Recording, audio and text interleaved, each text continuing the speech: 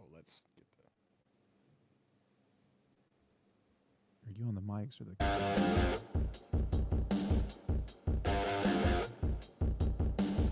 There we go.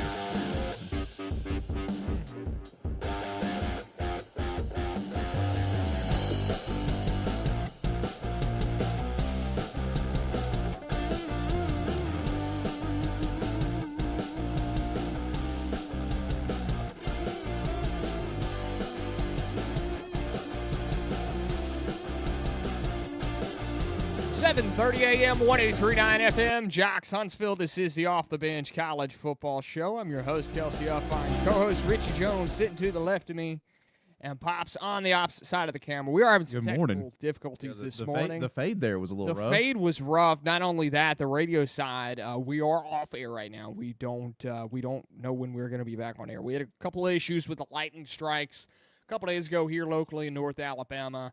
We thought we had it figured out, but unfortunately not at this moment. So right now we are strictly just on Facebook and YouTube, and we're going to try to work around to the radio side. Hopefully by the second hour of the show here, we will have it brought up. But dude, that lightning storm. Oh, that was crazy. I looked outside and I thought there was a cop car in my backyard. Like it was rough. It was straight lightning for quite some time. It was. But man, do we have a lot of stuff in this. So orange and red is back for the first time. Crimson red, my bad. Orange and crimson is back. Crimson and orange. Crimson and orange. Oh man, crimson and orange is back for the first time since 1970. Yes, and I love it. I think it's awesome. This needs to happen with a lot more rivalries in college football. Every rivalry should be a color game. Yes. Give me Utah, BYU, that red versus blue, Army, Navy, Georgia, Florida. So why don't you ask a quarterback if they like it? And here's the reason why I say that. And I've heard this before when you have multicolored jerseys in a ball game, okay? A lot of quarterbacks, if they're the light jerseys, which means they'd be white for that game, they're throwing to white. Okay, if you have red and orange, if you have a colorblind quarterback, you're in trouble. Well, then I'd highly recommend not recruiting a colorblind quarterback.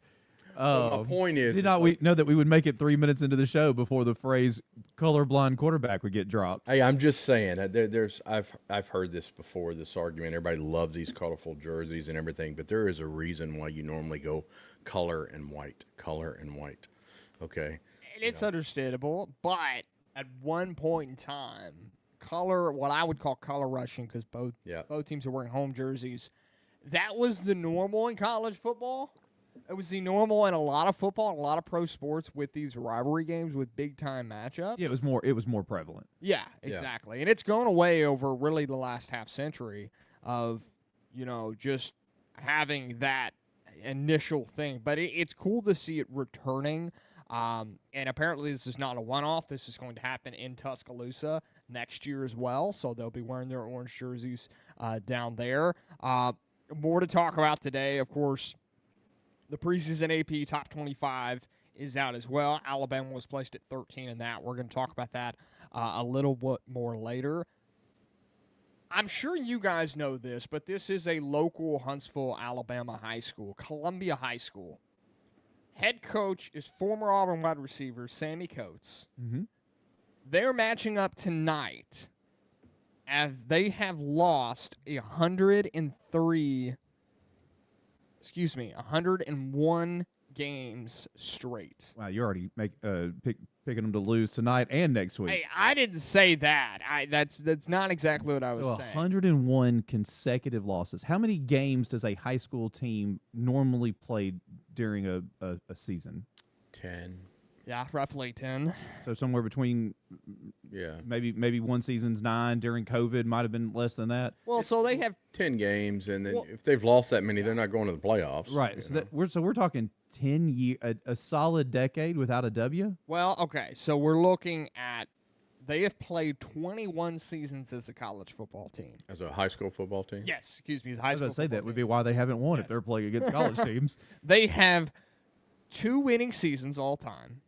They have 18 losing seasons all time. The most wins in a season have been 5. The most losses in a season have been 10. So yes, 10 games by your count because that's how math works, right? Most of the time.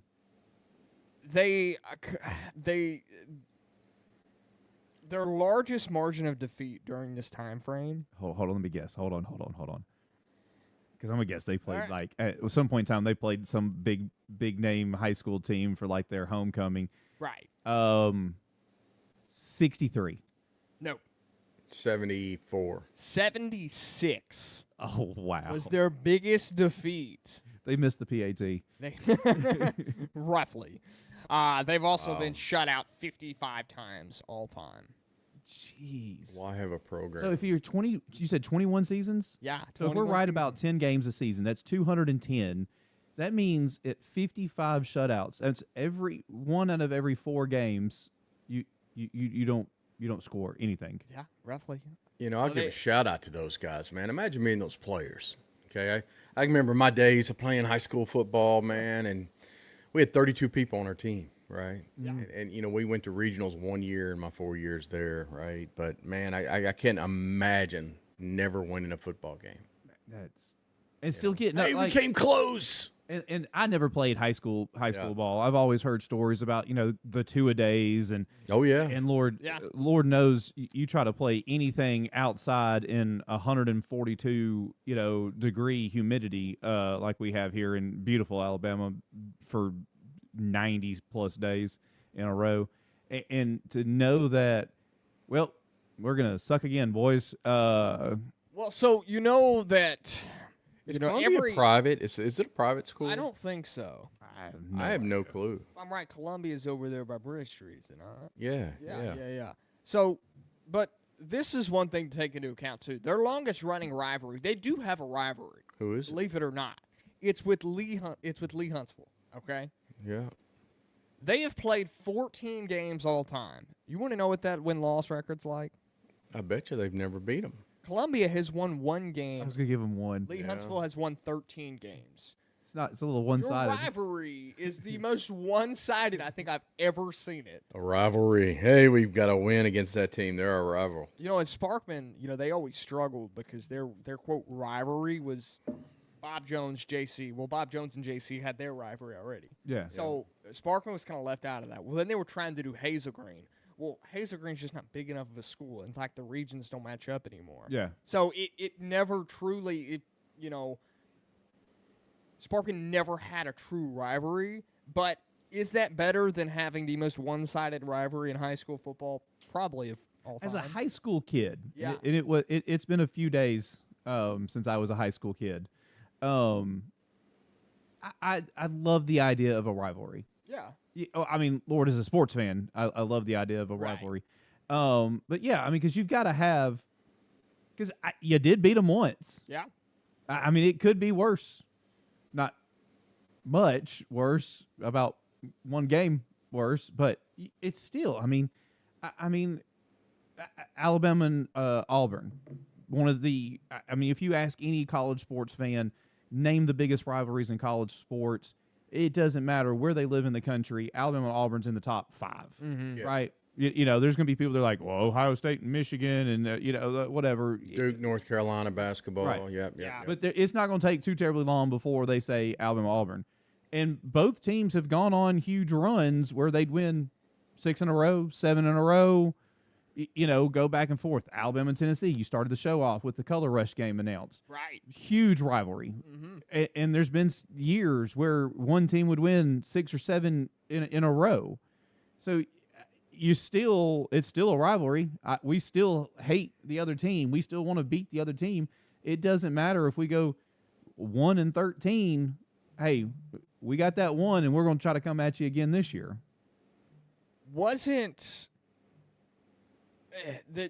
So it wasn't at one point that it wasn't a 13-game stretch for Alabama over Tennessee? Yeah, I believe so. I think it was something like that. I remember at one point in time I would post on Facebook that no one with an iPhone had ever taken a picture of Tennessee beating Alabama until very recently. Eli Massey hitting us up on YouTube. Guys, you can hit us up on YouTube as well. Just hit us up in that comment section. Or if you're on Facebook, you can do the same thing. Go to the same place Make your voice heard here on the Off the Bench College Football Show. Eli Massey says, loves Tulane's Mardi Gras jerseys. Those might be one of the best. I saw the helmet. I didn't see the jersey. I saw the helmet, and that is straight fire. That jersey-helmet combo, that could be one of the best in college football. Yeah. I love when they do. I know Alabama never does, and I would love for us to bring back the white helmets, every now and then. When we did the houndstooth, were just the numbers had the white-on-white houndstooth on it. I thought they were called Pro something or another, Pro Combat or something like that. I love just a little bit of flair, especially as an Alabama fan. I don't want us to go crazy. We don't need to come out there with a green uniform on or anything. But just a little something different and everything. But some of these universities that are known for, hey, let's have a little bit of fun. Oregon, Tulane has in the past.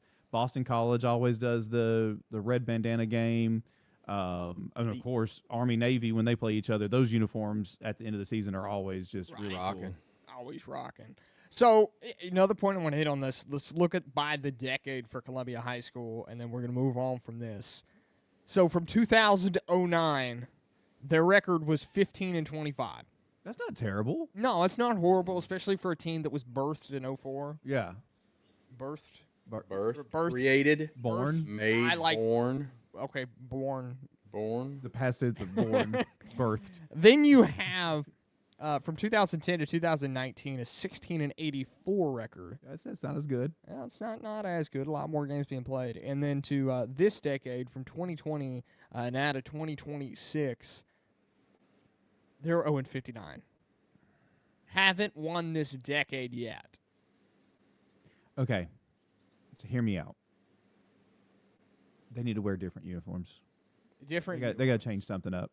Well, I don't know the financial status of Columbia High School to switch over their uniforms to change that much. Maybe just wear the different color than you're supposed to. Take the 15-yard penalty and just start the game with the different color.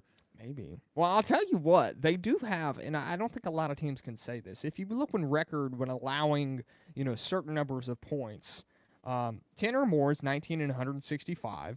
Points allowed less than 10 is 12-3. So once they're winning by 10, there's a good chance they're going to win the game. But it's been a long time since that happened. 20 or more is 12-160.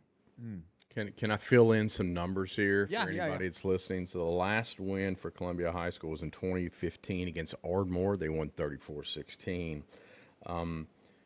Coates had 28 players last season. I was talking about it's tough playing with 32.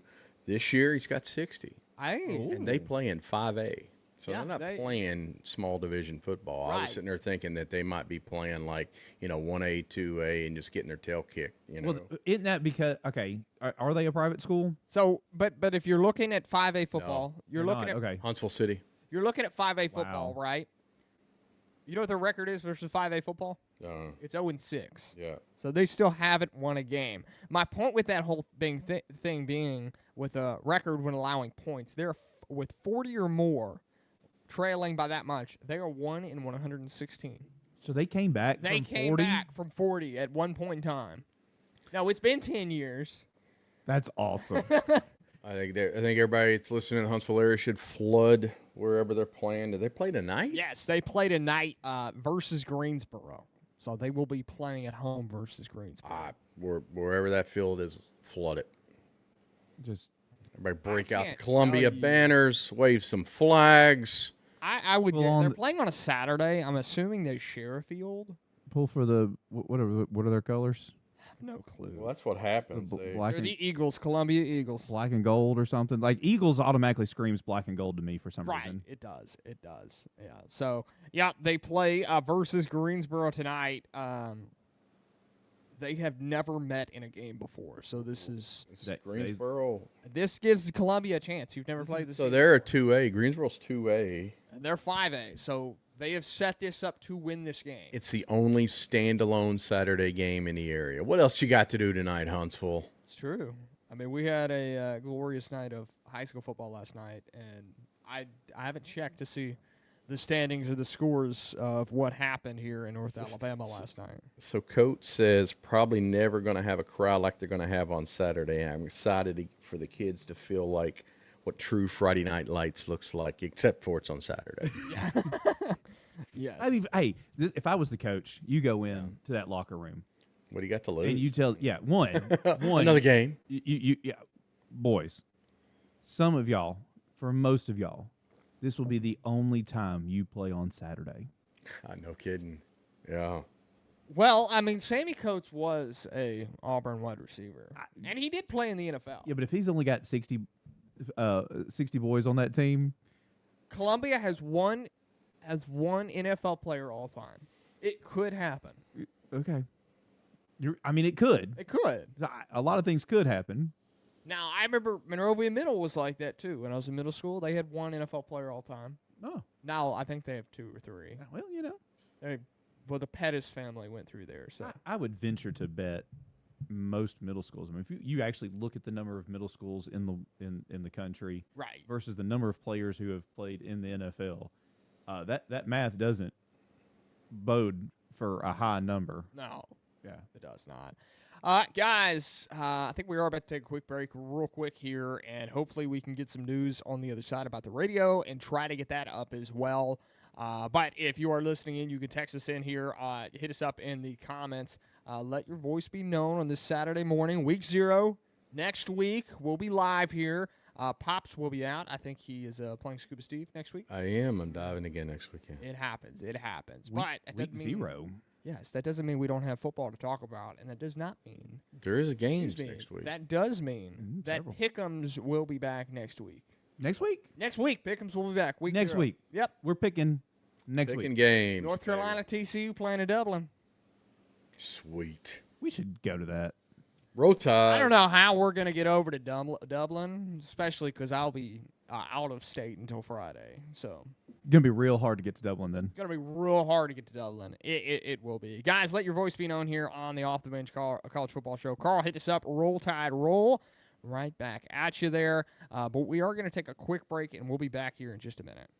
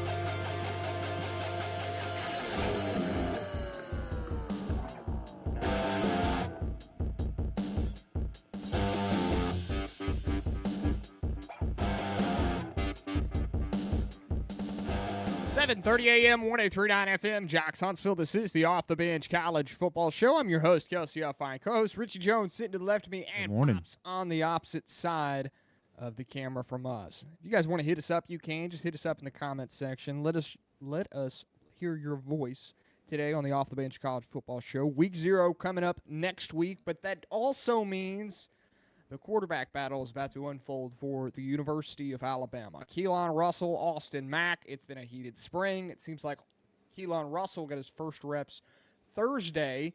He's also been very much praised for the work that he has done throughout fall camp. But he also did have his first turnover as well. That'll happen. It will happen. It was taken back to the house. I've heard conflicting reports from Pops said it was Xavier Brown. I've heard it was Dre Kirkpatrick Jr. I also saw Fernando Mendoza do that in an NFL game. But Max Crosby have to go over and give him a hug. Yeah. Seems like Kirk Cousins is going to win that battle. Yeah, for the time being. For the time being.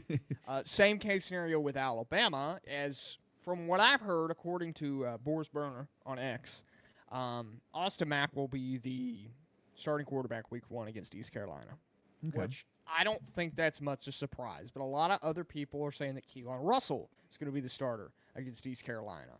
I'm on the fence about, I think that Alabama should roll with Austin Mack the first couple weeks in the season, and then at a certain point in time, you got to transition over to Keelon Russell. That's interesting. No, come on, Kels. I mean, that's one of those things where you're going to keep your best athlete off the field. That's why you couldn't keep Jalen Milroe off the field, because he was probably your best athlete on your team. Okay, so, I mean, you got to go with Keelon on week 1. Okay, I get that Mac's been with Grubb and DeBoer for the last 4 seasons or whatever it might be, but when it comes to pure talent, pure athleticism, it's Keelon Russell all day long. All right, got a question for you, good sir. Okay. Not to completely derail this segment, but question for you. Do you know who the current odds-on favorite to win the Heisman Trophy is? That would be a Mr. Arch Manning? He would be second. Oh, Trinidad Chambliss? No. C.J. Carr. From Notre Dame. Is currently Mr. Keep the wheels on and we're good to go. Is currently at plus 700. Yeah. For those of you who like that sort of information. Archie Manning is second at plus 850. Since you brought up Mr. Chambliss, I will tell you that he is 1, 2, 3, 4, 5, 6, 7, 8th at plus 1,500. It just tells you where we're at. I think Keelon Russell's in there somewhere at 17. Do you know who is at number 14 on the current Heisman favorite list? Keelon Russell. The guy who hasn't even been named a starter. Starting quarterback. Is Mr. Keelon Russell. Austin Mack, not listed. And that's no surprise, honestly. I mean, what we have talked about, and this kind of comes back to that, is Austin Mack has a role on this team. He would be a game-managing quarterback. I don't think that's any secret. Now, Keelon Russell has this ability to make plays that Austin Mack just physically cannot make with his arm. Keelon Russell is going to raise the ceiling for the Alabama Crimson Tide. It is going to be more of a fixed win, 1 or 2 games in the betting markets for Austin Mack if he is the starter for the Alabama Crimson Tide. Keelon's going to raise that ceiling, but he also lowers that floor a lot. I don't think that's the secret about it.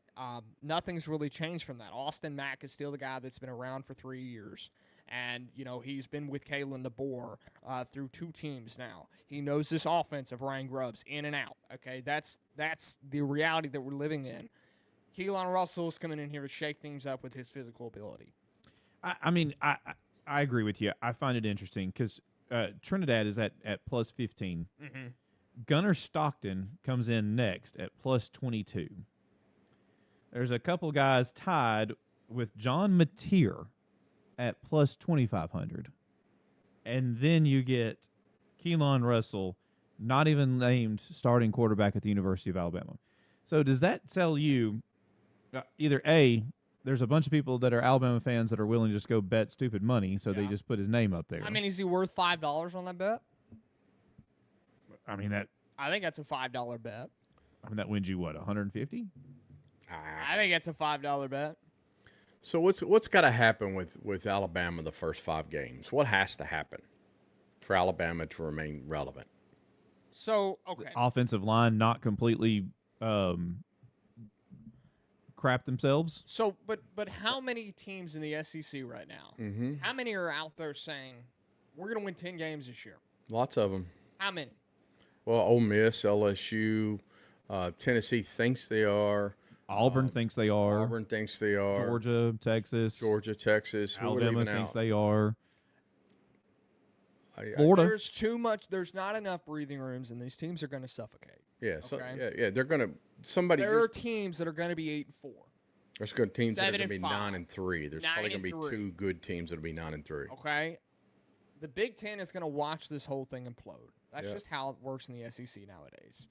There's not enough breathing room for each team to go out there and get 10, 11 wins. It's just not the case. So that is my point about what's got to happen the first 5 games. Bama has to win those ball games. Exactly. You have to get through your first 5-game stretch unscathed. Okay, that means the running back crew has to step up. And, the running back, we've heard the news, A.K. Deer's out for the first 6 weeks with a tightrope injury to his ankle. Okay. Crowell showed up to a boot in practice. We have no updated status on him. We're assuming he's good to go week 1. And that was for the scrimmage on Thursday, right? Yep. We still have Daniel Hill, who has looked impressive throughout spring. Kevin Riley, who people forget about. Trayshawn Brown, who is this unprecedented freshman that people... And Grubb was giving him nothing but praise in a post-scrimmage press conference. Right. Mm-hmm. That running back crew is good. Even with the injuries we have, Deer is a tough injury because Deer is a guy that can catch the ball at the backfield and excel at that. That is his role. With Daniel Hill powering through, bumping off guys, that is the whole, him and A.K. Deer would have had that really good 1-2 punch working out. Okay? This gives E.J. Crowell the opportunity to go in there now and make a name for himself in the running back court if he is good to go week 1. And then Trayshawn Brown is the guy that gets lost in the fold. Unless either nothing happens with the running backs and they can't get going, so Trayshawn Brown is the last resort, let's try with him, or there's injuries, more injuries to go along with the Tide at the running back position. And that's the scary part about this right now is the injury situation. At offensive line, Adrian Clem has been praised as this guy who is the MVP of fall camp because how he is coaching these guys. He is physical. He's demanding. He's teaching them how the offensive line needs to work. And to be fair to Adrian Clem, he has a good track record with formerly offensive line, okay? Chris Kaplovich couldn't hold up to the job. He's now at Auburn. Congrats to Auburn. I think Alabama fans are happy that Kaplovich is over there sabotaging their program. That's how I think a lot of people are going to look at it. I will say this. Football in general, whether we talked about high school football a little bit earlier, we've kind of sprinkled in a little bit of NFL information. Football is a very physical sport. There is no team on a high school level, a college level, or an NFL level that is going to play their entire season and not have injuries. It just doesn't happen. There is the, ouch, that doesn't feel good, but I can still go out there and play. And then there's an actual injury. Right. If you looked at this team and said, where can we afford an injury in the, 2 weeks before the season starts? It is at running back. Yeah. Because we do have a pretty good stable. It looks like we have a good stable of running backs. None of that matters if the offensive line can't, block. Right. Or you have a quarterback that can manage the team on the field. Right. Which is what I've always came back to. I don't know that the better quarterback ends up the starter as much as the quarterback who meshes the best with this offensive line gets the start. Right. I don't know if you saw DeBoer's press conference, and he was basically saying everything except who the starter was, right? But he was talking about the quarterback's ability from the last scrimmage to this scrimmage in being able to do the checkdowns before they ever got up to the line, to recognize what was going on with the defense, okay? And he was praising both quarterbacks. But I'll come back to my point with what's got to happen for the first 5 games. Bama has to win those first five games, and I bring that up because you're going to pick a quarterback who can manage that. You've got 2 of those games on the road, Kentucky, South Carolina, right? And South Carolina on the road? I think so. Okay. So, I still think it's Keelon Russell, okay? But if you really sit back there and you think about it, who's going to be able to manage that? Who's going to be able to get through the diversity of going on the road and beating them Will Stein, Kentucky on the road, Sellers at South Carolina? Maybe that's Mack, but, we'll know 2 weeks from now, right? We're going to know real quick. And to follow up with what you're saying there, that they have to win the first 5 games. They do. If you fall behind, but it doesn't matter if I name Richie as the starting quarterback for week 1. If we fall behind, you better bet I'm going to throw everything I got, and we may come out at halftime of the national championship game, and we're going to go with the guy nobody can pronounce his name. I mean, look what happened last year. What happened? We lost week 1. Yeah. So real quick, I do have an update on the radio side. We're not going to be on the radio today. There was some miscommunications all around, and that turned into, with the safety blanket of the lightning storms the other day, that has turned into we are not running live programming today for JOX Huntsville. So we are off on that side for the rest of the day. But we will be back on the radio side Saturday. So let people know if they're trying to listen to the radio side, head on over to YouTube or Facebook, and we got you covered here. So going back, you mentioned Kentucky. It's a trap game for Alabama. Week 2 on the road. Not only that, there are people, this is kind of split right now. You have people like me who think Kentucky is going to be a tough game at Kroger Field. Mm-hmm. You also have people that say Kentucky is on red alert for you losing to Youngstown State the first game of the season. Which, if they're looking forward to week 2, is not the craziest thing. I mean, we've seen Appalachian State walk into the big house. You know what this is called? Rat poison. It is. Rat poison has entered the building in Lexington. Kroger Field is filled with rats, and they're putting poison down. It's for Kentucky. I think they have an ultra-talented team. I think Will Stein did amazing in the transfer portal. My opinion is very well known on this, that I think Kentucky is going to be a good team this year. I got your hefty lefty jersey ready, Kels. So, if Kentucky goes out there and loses to Youngstown State, I think it deflates the whole team, and I think Alabama steamrolls them. But I think it's a very low possibility that a Will Stein team comes out flat. They're looking toward to week 2. This Will Stein Kentucky team doesn't have anything to lose. They are looking at trying to build upon what Stoops already did. Yeah. And in the offseason, Will Stein killed it. He brought in a huge portal class with very quality players in that. On top of his offense being ran in the SEC, I think it's going to be successful. And that's hard to do coming from the West Coast. I don't think that Kentucky goes out there and loses to Youngstown State. I don't think that'll just happen. I think you're going to come out there with actually momentum coming off Youngstown State, and going into the game, you're going to be feeding off the energy and environment of Kroger Field, and you'll blow out Youngstown State. What if it's even a close game? Close game, I think there's question marks. I think you start calling people, people are going to start calling for Will Stein's not job necessarily in his first game. There's going to be a lot of question marks about the West Coast offense coming to the SEC. Yeah. I mean, but Kentucky was the first team that had that air raid offense. I mean, Kentucky used to throw the ball down the field 600 yards a game. Right. Well, that's because they realized, and if you're a university like a Kentucky, a Mississippi State, a Vanderbilt, even a South Carolina, you got to do something different. My point is it's not like the West Coast offense is new to the university. Right. Yeah. We got to also discuss possibility. I mean, West Coast offenses, we all say that it comes out and it falls flat in the SEC. That's just the honest popular take, mostly because of Auburn's head coach, Boise State before that, Brian Harsin. Yeah. Mostly because Brian Harsin. But there have been successful stories. Well, the most successful being Leach. Washington State came over there with that crazy air raid offense.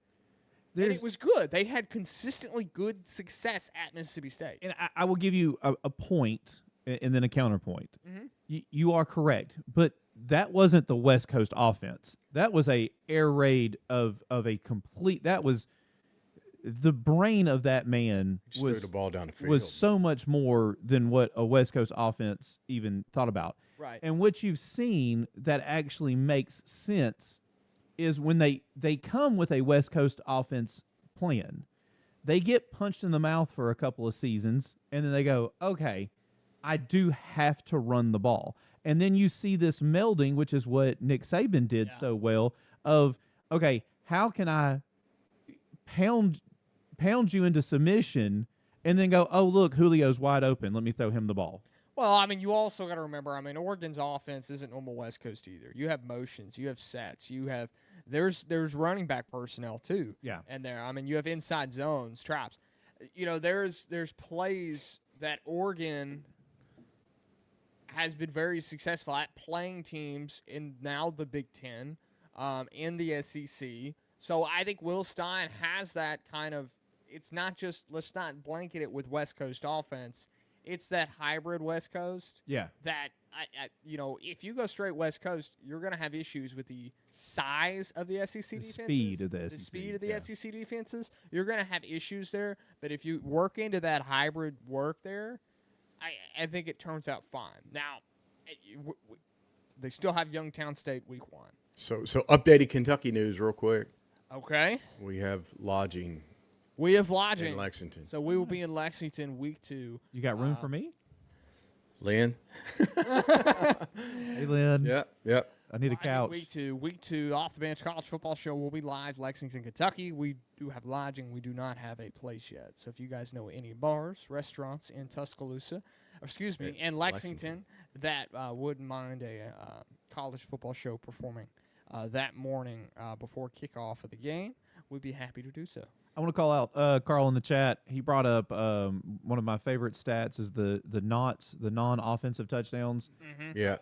Alabama football is at its absolute peak when we get some knots on the board. Defensive scores. I mean, look at last year, Xavier Brown, pick 6, Tennessee. Yeah. Boom, it changed the game. A lot of people want to say that this may be the best defensive team Alabama has had in 10 years. That's a high praise. And 2021, 2015. If you think about it. No. Well, I guess it's 11 years now. Let's think about this, okay? So the guy coming in that is going to call plays on defense, that would be Caleb Woodson. Kane Womack's going to be in Woodson's headset. Yeah. Led Virginia Tech in tackles last year. The size of the defensive line, you still have Jamarian Latham. Pierre. Yanzier Pierre, Jeremiah Beeman on top of Thompson, the transfer from USC. Okay, you look at the safety core, the corner core, the depth already. You already have Bray Hubbard, Bray Hubbard is such a smart player. You know he was a quarterback in high school? That makes sense. And he was like a high division, highly ranked quarterback in high school. He sees the field. Yeah, he sees the field. Okay, it slows down the game slows down for him. You talk about Xavier Brown, like we were just talking about, of course. Jari Edwards, backup safety as well. Who's the freshman on defense? Yeah, that Xavier everybody's Griffin, talking about. And then you have the guy who was the freshman last year. And then you got Fitzpatrick back. Fitzpatrick, who has obviously already shined with Xavier Brown and Camp. Yeah. Two of those players. So Alabama's their roster construction, top of their first 5 games. This should be a stretch Alabama should blow through. And if they can blow through and go into the Georgia game as the favorite, I think it could happen.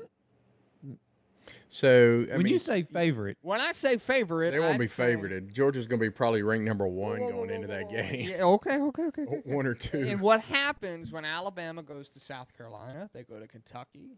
They have all these big time games, not only just wins, but blowouts. Well, but we're seeing them as big time games. Well, they won't be. Neither South Carolina nor Kentucky will be ranked. Kentucky won't play a ranked team until they play Georgia. South Carolina might.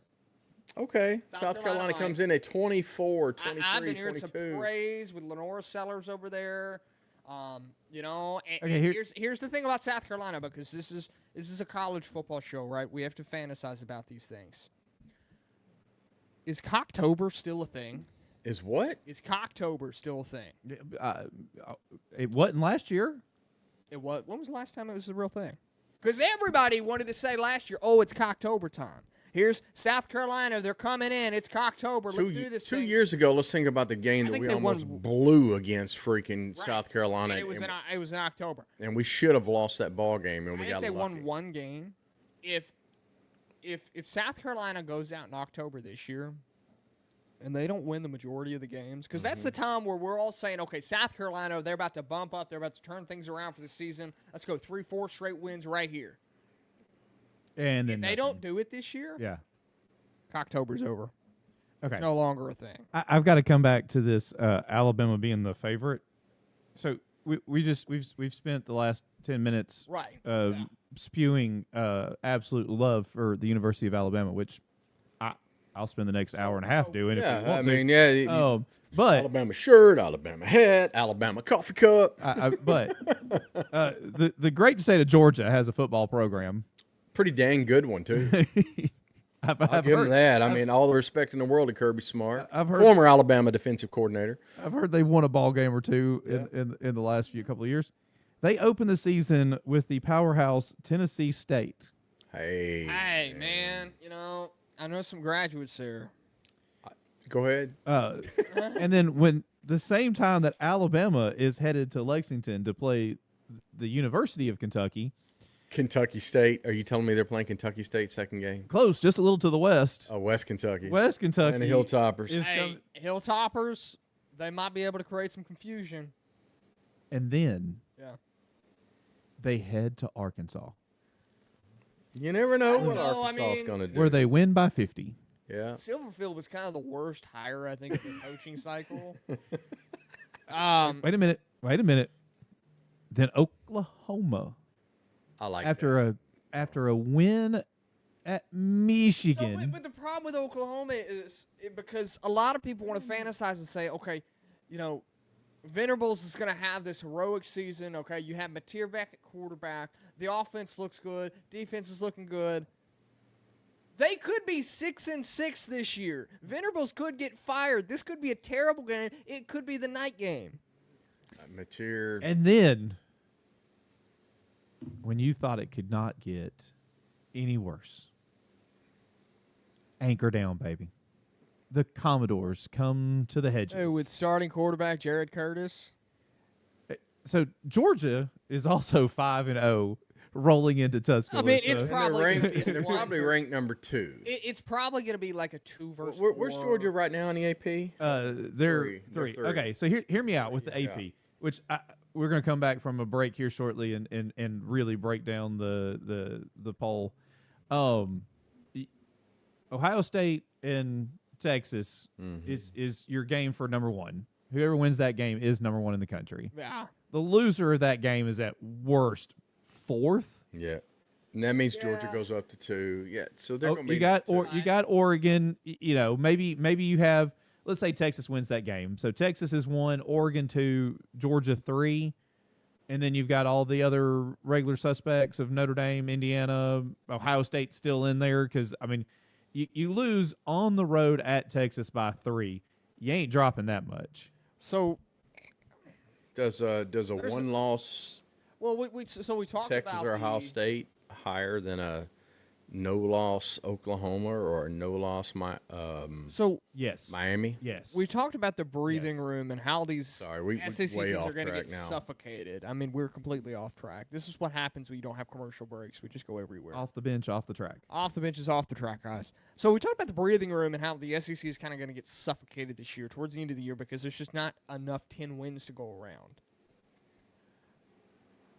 Texas is one of those teams that a lot of people want to sit there and say they could be national championship favorites. Mm-hmm. They could be a lock to get in the playoff. Mm-hmm. Mm-hmm. Sark's last year, possibly. Arch Manning's in the NFL next year. Texas is also the team that could absolutely shit the bed. Oh, we're allowed to say that. We're only on YouTube. Yeah, we're only on YouTube. Oh, yeah. I was like, man, I did it. The radio side. We're not on the radio. They could absolutely shit the bed. And completely. I got Pops off guard there. If as an SEC fan, I'm an Alabama fan 1, about 13 other SEC schools 2, and then about 130 other schools 3, and then Auburn and then Tennessee. In no particular order.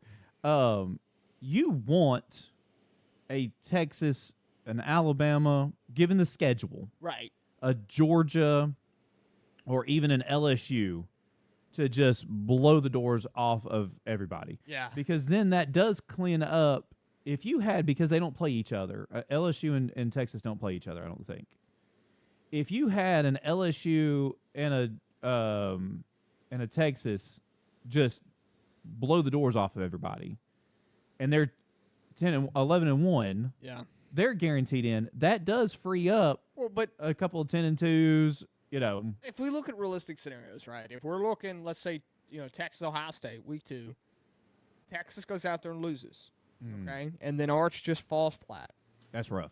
Okay, 4 or 5 losses right there. It is just speculating. I'm not saying this is going to happen. It's just speculating. Then you also have LSU come out flat the first couple weeks. I mean, LSU's opening schedule is tough. I mean, you got Clemson, right? And then so let's say Clemson goes in there and then they're flat for a couple weeks. Levitt just can't get it under control, something like that. Okay, there's 2 teams with 4 or 5 losses. Yep. Okay. That would give, I'd say, Alabama, Georgia, LSU. There's your top SEC teams. Well, you just said LSU. Excuse me, Alabama, Georgia, and Oklahoma, Texas A&M. Ole Miss, Texas A&M. You give or take a name there. Texas A&M is another one. A lot of people fall in love with Elko. A lot of people hate him. A lot of people don't think DJ Reed's going to do anything. Or Marcel Reed. What's that? Is it Reed, Marcel, DJ? It's one of them. It's Marcel Reed. A lot of people want to say Marcel Reed won't do anything. And you look at Texas' schedule. They do. Tough schedule. Right. Name a team in the SEC that doesn't. I'll wait. Well, my point is right off the bat, I mean, they've got Ohio State. This is in the first 5 weeks. They've got Ohio State, they got Tennessee, and they got Oklahoma. Eli hitting us up on the YouTube side. Speaking of trap games, I see one for Bama the week before they host Georgia when they got to go deal with Cowbells and Camario Taylor. That is a very 100%. valid point. That's a valid point. I mean, I like Bama's defense. I think that's our strong suit. We'll go against Camario Taylor.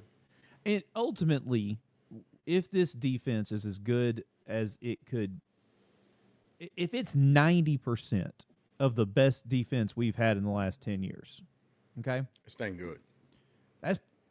That's good enough to win the first 5 games of this season with our third-string quarterback. What year was it that we averaged 9 points a game on defense? I think it was 16. 16. Yeah, that was just special. 10 years we ago, knew we right were going to there. get a touchdown on defense. If this is the best defense in 10 years, that's what it's holding up against. If that was 10 years ago, right? So even if you go 90% of that, so we give up 12 points a game? If I told you at week 6, we're going into the Georgia game, and we are talking back about the first 5 weeks of the season, and I tell you that the University of Alabama has only given up 60 points total. I'd take it.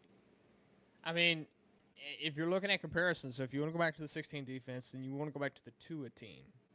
Tua team was the team that Bama only played for 3 quarters because they didn't have to play a fourth. Yeah, for Halloween that year, I was fourth quarter Tua. Yeah. I bought a Gatorade towel and put it over my head, and I had the eye black to make the cross.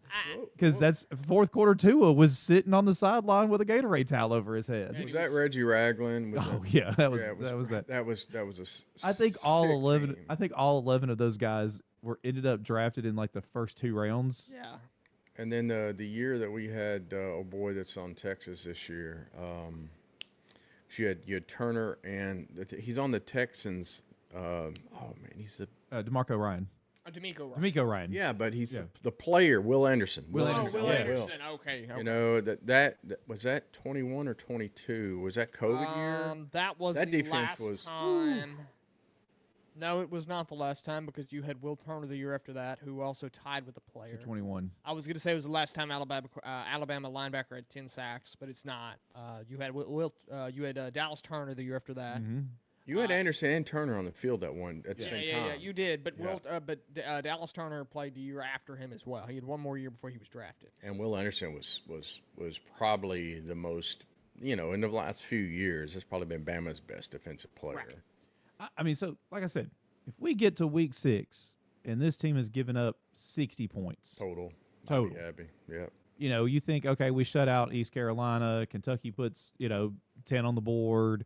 You shut out Podunk State University, and then you get to Mississippi State puts up a couple field goals or what have you. You're talking about giving these quarterbacks a real big runway, and the old saying is if you have 2 quarterbacks, you got no quarterback. Yep.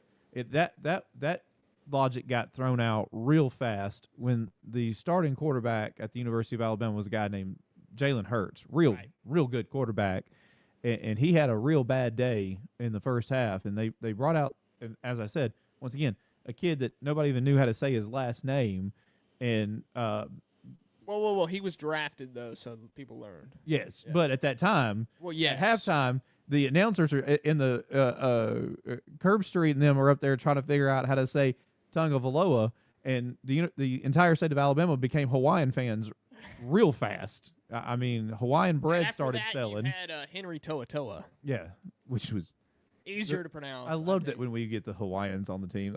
I'm a huge fan of the. Hawaii is a hotbed for college football talent, but the University of Hawaii. The size of it. Yeah, but the University of Hawaii just does not have the NIL or infrastructure to keep them in state. You would think that USC, you always see them at USC and USC, Oregon, USC, Oregon. BYU has a good big culture. Washington, as well. Washington. Yeah, it's so a lot the of West Coast. Yeah. And then Saban went in and changed that up. And then it was USC, Washington, Oregon, Alabama. Well, Alabama had it, and Tennessee had it for a minute under Pruitt because that's where To'oTo'o came from. And when Pruitt got fired, he came to Alabama. Yeah. I mean, that's the case with it. So Carl brings up a point on the socials, says DraftKings Bama 15.5 Bama favorite against FSU and Kentucky. That's the current spread. 15.5. Does that mean FSU and Kentucky are even? I think that's kind of a. Well, you could say that. I like the momentum coming from Kentucky better. Yeah. Is a FSU in Tuscaloosa or at FSU? That's in Tuscaloosa. This is the home and home end. Okay, so from everything I've ever read and saw, so if Kentucky's 15.5 on a neutral site, they would be 12.5. Excuse me, it would be 18.5. And in Tuscaloosa, it would be 21.5. It's 3 points for neutral site and then another 3 for home. Right. So with FSU being at home, then no, they're saying FSU is roughly 6 points better than Kentucky. So if Kentucky and FSU were to play on a neutral site, FSU would be like a 6.5 point favorite. He's also making a point. I don't think it's a complete sentence here, but it says one doesn't have Bama in the top 10 for defense. I can maybe that's no one has Bama. I don't know. Yeah. Okay. I think you get the best secondary in football. No question about it. On a lot of fronts in that, and we'll go over that next. We're going to take a quick breather real quick before we come back for hour 2 of the Off the Bench College Football Show. And when we do that, we're going to come back with the preseason AP Top 25 poll here. Guys, if you're listening on YouTube or Facebook, you can hit us up in the comments section. We're not on radio right now as there were some internal issues there. Lightning strikes the other day. We had to consolidate and make sure that we stayed on air today, so we brought in different programming. We'll be back on that side next Saturday, so don't worry about that. If you're usually a listener on the radio side, 1 week, come into Facebook or YouTube, and you can get in the comment section while you're here as well. Guys, if you're not already subscribed, please subscribe. Helps out the show a lot, especially as we enter into the college football season. Best way to support the show is to share the show and to follow us on all the socials, YouTube, X, Facebook. You can get us all there at Off the Bench CFB. You can hit us up anytime on there. Facebook is the best way to keep up with the show, and X is the best way to keep up with the news coming out of the Off the Bench College Football Show.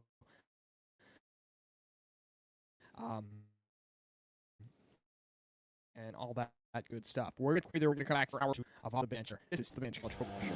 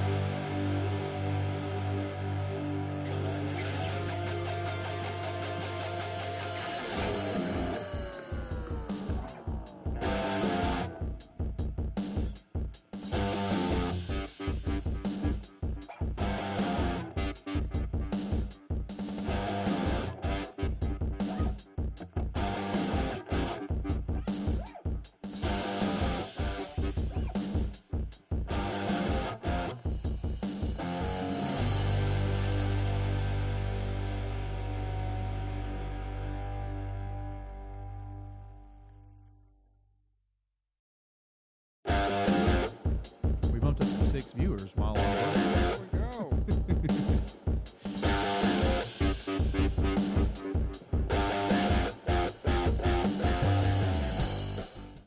I've set this up the last couple of years. Guys, welcome to the Off the Bench College Football Show. My name is Kelsey Alfine, co-host Richie Jones, sitting to my left. Pops on with us today as well. I've set this up over the last couple of years, and this is the argument that I've stayed with upon years and years and years. For college football fans, we have spent 8 months discussing recruiting, the transfer portal, conference arguments, and preseason predictions. Now we can fully prepare for the actual football Saturdays again, which means it is the start of the holiday season for college football fans. That's actually why I wore black today. Because today's the last day that my Saturdays are remotely free.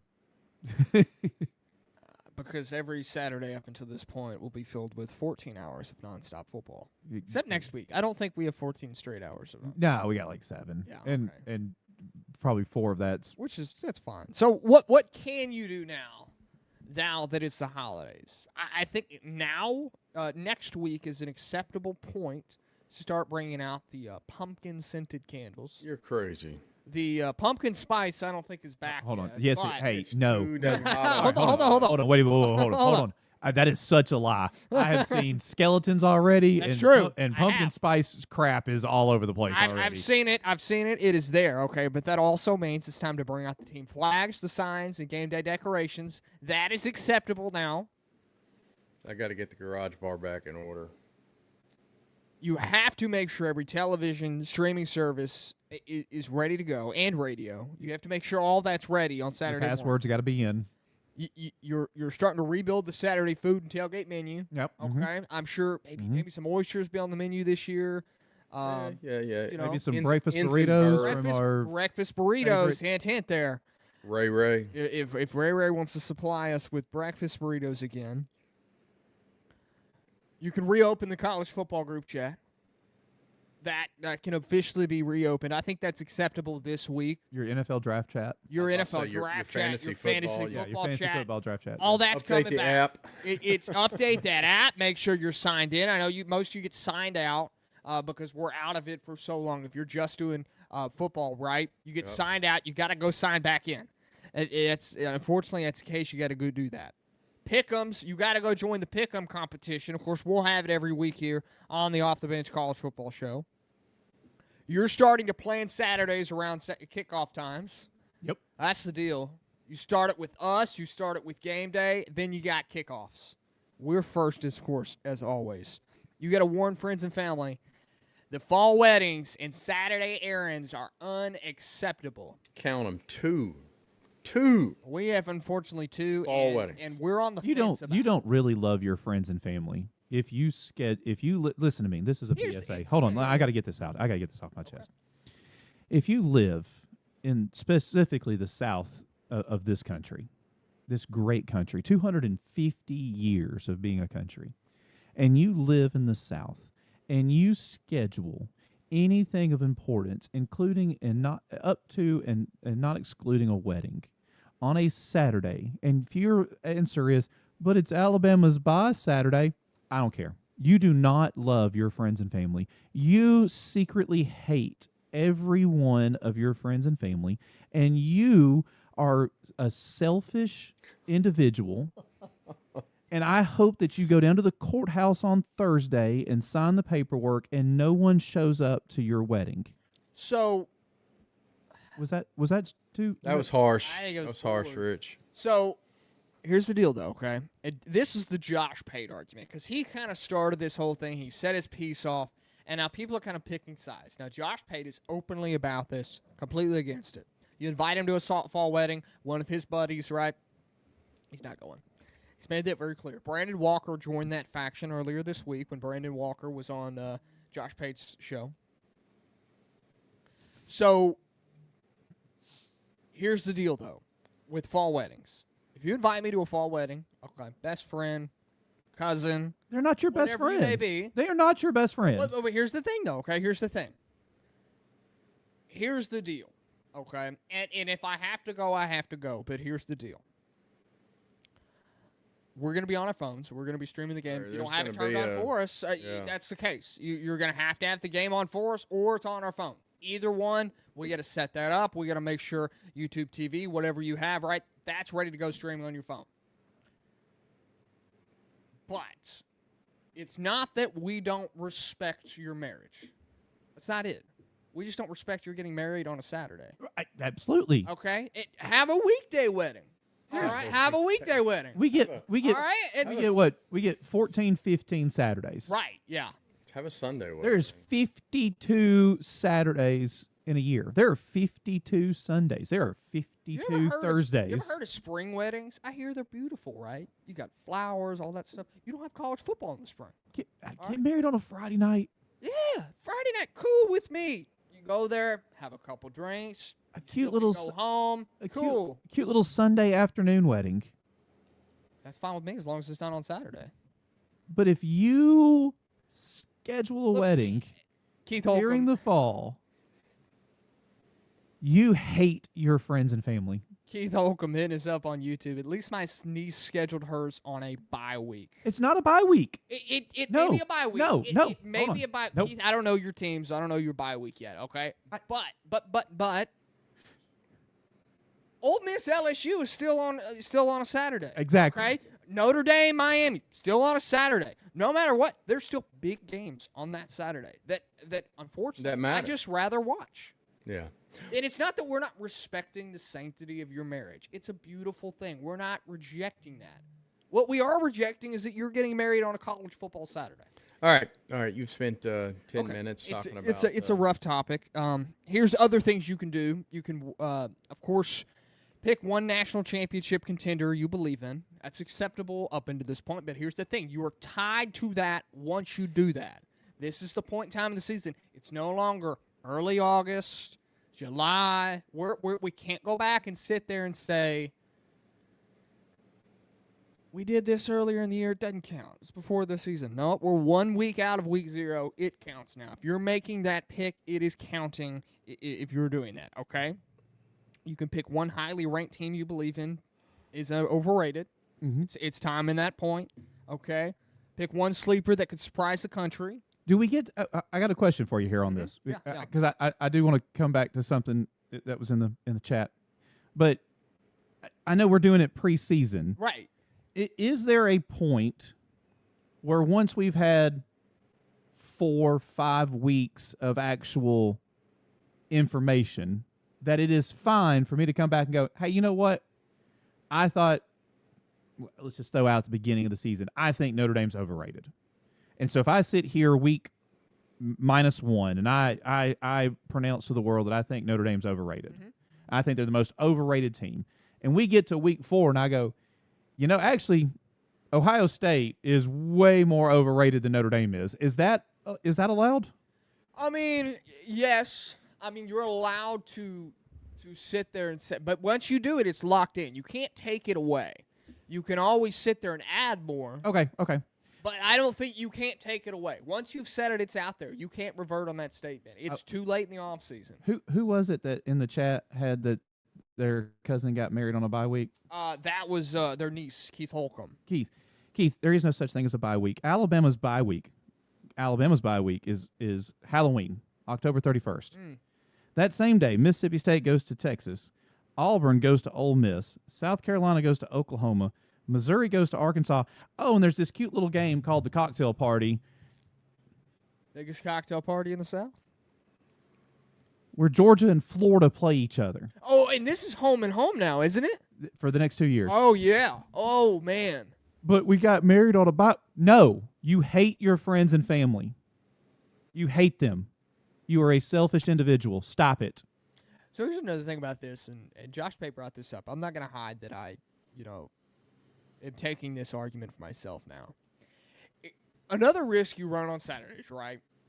You can go ahead and plan to go watch the game with your buddy. Mm-hmm. It's fine. A lot of people like to watch it alone. A lot of people are homebodies. They don't want to watch it with anybody. It's just you and your TV. Mm-hmm. You run the risk of that, though, if you're married. Third quarter comes up. Hey, baby. Hey, can you go mow the yard? You get there. Can you go clean those gutters over there? No. Or no, you can't. I know your wife doesn't love you. Quarter just kicked off, but we really need this done. No, your wife doesn't love you. You run that risk if you stay home on Saturdays. Well, here's my thing. You should preemptively have already cut the grass. Yes, you should prepare. It should have been done Friday. And as a good husband, you should have had a conversation with your wife leading up to. A good relationship is like a bank account. Yeah. You gotta. Oh, honey, you want to go to a fruit stand in August? Cool, let's go.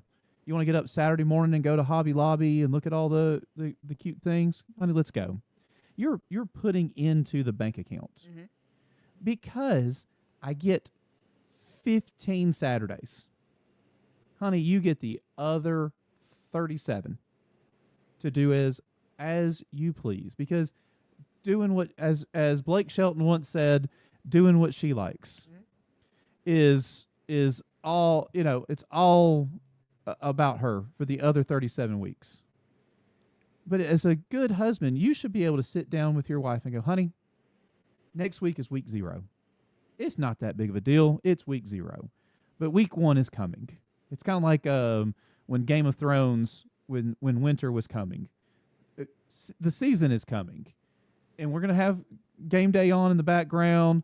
We're gonna have it. Football is here. And as a matter of fact, not only is football here, I think we have some breaking news. We do. Pete Thamel, courtesy of him, sources have claimed that Alabama has named Keelon Russell the team's starting quarterback. He won the job in camp over Austin Mack. So Keelon Russell, we coined him Keelon Muscle a couple of weeks ago because Pops misspoke, is going to get the starting reps for the next, week and a half, and then is going to be the guy running out on the field. I assume he's going to be named a captain? Yeah, I mean, normally you'll have captains. Now, Saban didn't do captains until like week 10, but that's kind of changed under DeBoer. Yeah. You'll have that C on their jerseys. I'm assuming Keelon will be in that group. Ryan Williams possibly will be in that group as well. You'll also have one on the offensive line somewhere. Defensively, I think we know it's Caleb Woodson. Yeah, and possibly I would say the other would be Bray Hubbard with his experience on that side. But so assuming Keelon will be the captain over there, is what we're expecting. So this, I mean, not much changes with this. I think this takes away the possibility. Maybe Austin Mack hits the portal after this year. I think that's the best case scenario. He's a senior. Is he a senior this year? I think he was a senior. He's gone. With the new 5-year eligibility limits? Yeah, I think the conversation. Well, technically, that's not in place. Well, all they didn't get passed. Seaborn. Well, they've also news out of yesterday. The circuit court took away the ruling that allowed NFL players to essentially come back to play college football. Yeah. That is no longer, that was taken away. Unless you have an injunction already in place, you're not eligible to play college football. If you were in that 2022 class and you played and you have played in the NFL, if you were signed to a team, you cannot come into college football. Which is fine. That's fine. That's what we think we can all agree to that. That's right. Beyond Eli, where are you seeing this with Keelon? Pete Thamel has reported this. Crimson coverage on it too as well. Pete Thamel was courtesy, I think, about 5 or 6 minutes ago. Yeah, 6 minutes ago is what I'm seeing right now. Keelon has been named the starter of on 3. Alabama. On 3, hit it up. J.D. Pickell also on it. So Keelon Russell is officially the starting quarterback at the University of Alabama going into week 1 versus East Carolina. Until I hear it from DeBoer, I don't know how you don't trust Pete Thamel, Dad? Yeah, no, I'm just saying until I hear Kalen DeBoer say, "Hey guys, just getting this out there, Keelon's my starting quarterback." Do we need to get James Spann on this? Can he report on this? Speaking of James Spann, yes, love James Spann. One of the best Facebook and X follows that there is out there. Rest in peace to the Shark store down in Panama City Beach. Yeah, did you see that? No, it was. The one that's like on on the main, Sharks, and it's got the big shark out front that you walk through, and all the kids burn down. Dude, it's right across the street from I know Shores of Panama. To did you ashes. go by it? I know you were down there. Did you go by it? No, we were driving back yesterday from. Oh, that happened yesterday. Santa Rosa. It's been in the last. Yeah, right, it was yesterday some point. Rough week for Panama City, flooding down there as well as that. That's rough. You good diving. You brought up week down there. You brought up week 0. Right. I'll hit the highlights of week 0. First and foremost, North Carolina TCU from Dublin, Ireland, if I'm not mistaken. San Jose State goes to USC, so we do get to see USC at the beginning of the season. North Carolina State and Virginia, Jax State and North Dakota State. That's an interesting game. That's a because that would be North Dakota State first FBS game. Going up against Jacksonville State. Where's that game at? At home. So it looks like it's at the Bison. At the Bison. Okay. So you'll be in North Dakota for that. That's an interesting game. I mean, it's North Dakota State's first FBS game. You're going up against Jackson State. It's in the Fargo Dome. All right. Also, Hawaii, Stanford. Good game. New Mexico State at Florida State. So we get our first look at Florida State. Memphis and my dark horse to make the tournament this year, the UNLV Running Rebels. You are so high on a Dan Mullen-led Rebel team. I think if Dan Mullen was actually good, he'd be in the SEC.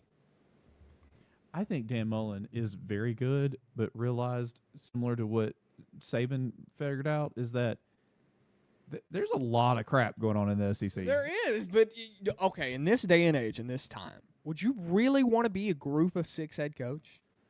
We've had head coaches become assistant coaches, offensive coordinators, just to get out of coaching. What is the better job right now? An assistant head coach. We'll put it that way. An assistant head coach, whatever you want. An OC at Alabama, or the head coach at UNLV.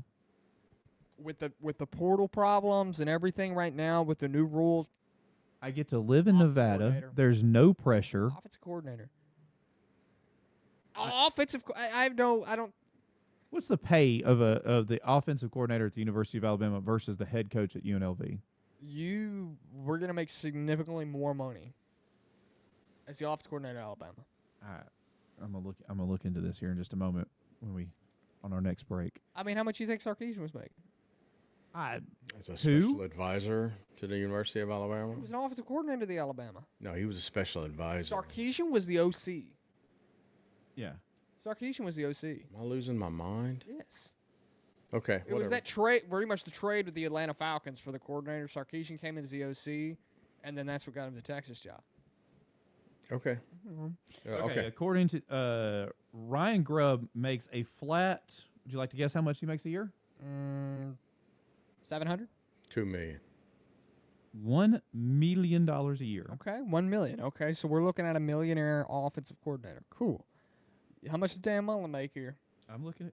Shoot, we got 1 million. We got millionaire starting quarterbacks. What are you talking about? Oh my gosh! In college, think about that. In high school. Yeah, the high school class, I think of 2027 or 2028 right now.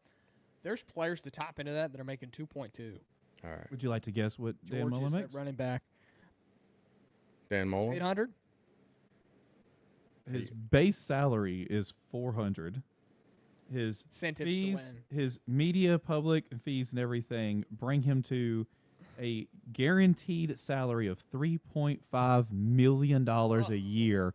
Living in the, I would rather make, dude, a flat rate of $400,000. His guarantee is 3.5 though. Yeah. It's a $17.5 million contract. What's I would so much rather. It was $1 million. That's it. His guarantee is $1 million. Yeah, I would so much rather be the head coach at UNLV, living in Nevada, with all of that, zero pressure. Yeah, but in the new age of college football, right? You got to deal with transfer portal. Guess what? These kids can only transfer twice now, at the most. UNLV is a terrible spot to go get transfers in. It's just not built. The rules aren't built for it in the Group of 6 anymore. Group of 6 head coach hate this new rule. Yeah, but I'd rather take 3.5 over a mil. Yeah, and UNLV is one of those programs you think would be like have a lot of money towards NIL. Yeah, really don't. And they don't have a home stadium. They play in Allegiant. No, they don't. They have a stadium. They have a stadium? Yeah. So can we talk about something here? No. And I'd rather play at an NFL stadium. Can I bring you guys back on track on something here? What's all right? We've been talking for months. Who's going to be the starting quarterback for the University of Alabama? And we spend 5 minutes on it, and we're debating Dan Mullen starting his salary. Because we know who the starting quarterback is now. We know who the starting quarterback for the University of Alabama is going to be. It's Keelon Russell. Yeah. #1 dual threat quarterback coming out of Texas 2 years ago. Anybody with any common sense has been saying that for 3 months now. I'm just saying, we know. So now let's have the conversation of what is he going to do against ECU? What's he going to do against FSU? Right. What changes? What is changing now that Austin Mack is 17 out to of the equation? Sometimes somebody's got to bring you guys back on track. 17 to 21, we have 170 spent days yards. talking about who's going to be the starting 2 touchdowns. All right. There you go. You asked, what is he going to do against East Carolina? 17 to 21, 175 yards, 2 touchdowns. And he's off the field. Matt comes in. Yeah, I mean, I think you'll still see quarterback. You'll see the 2 quarterback system. You just have Keelon come out first. At some point in the game, you'll see the replacement, whether it's at the half mark or the third quarter mark. But I think you're going to see a lot more of the running backs than you actually think you're going to. What happens if during East Carolina we are up 34-0, 34-0, and Mack does not come in? I just want to see what Keelon can do. Then I mean, you start preaching Keelon for Heisman because he's going to put up some numbers. Okay, but let's look at it this way. All right, let's just think about the possibility, and there's nothing backing this up. The news just didn't come out about it. Austin Mack came out flat. Keelon Russell was years ahead of Austin Mack on where he should have been. What happens when Keelon is the starting he is the starting quarterback. He comes out there. He is all that in a bag of chips. What's the saying? I don't know, something like that. All that in a bag of chips, yep. Right. Keelon's out there, and the news comes out that Austin Mack was flat, and he's not where he should have been. He's out of shape, all this, all that. That's not happening. Austin Mack's still a good quarterback. All right, but you know, if we're looking at this, is Keelon the guy for the rest of the season? That is what this is saying. I think he is. I mean, you're building a program around Keelon. Keelon's going to be here for 2 more years, and then you got the other stud that's coming to Bama, and so you'll hear him. Not Seaborn's there now. Who's the other guy? Elijah Haven. Yeah. But you also have the kid out of Thompson. I mean, it's just absolutely. I mean, the quarterbacks that Bama's bringing in, good. But my whole point is just, let's come back to Alabama football and let's talk about this tells me Keelon and it is the move to make him the starting quarterback to make sure he gets to the first 5 weeks, right, and can lead this team before we have Georgia at home, who we beat last year in the regular season, but got demolished in the SEC championship. Well, I mean, you have to look at, I've heard people say that they think Keelon is going to be ever get as good as Ty Simpson. Now, Ty Simpson was good last year, and I don't think a lot of people actually understand how good he was until he got a broken rib. So you keep looking for going into the future for it. Keelon could come out there and absolutely dominate. And I sound like a cocky Alabama fan right now. I really do. I understand that. Keelon could be this best player that we have seen in an Alabama quarterback uniform since Bryce Young.